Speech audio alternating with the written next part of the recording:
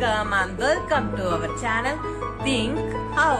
இன்னைக்கு என்ன டேன்னு உங்க எல்லாருக்கும் தெரியுமா?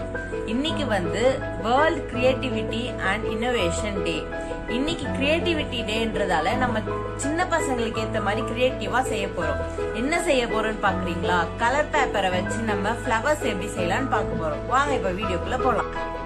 வீடியோக்குள்ள போறதுக்கு முன்னாடி நம்ம சேனலை சப்ஸ்கிரைப் பண்ணலன்னா சப்ஸ்கிரைப் பண்ணிக்கோங்க.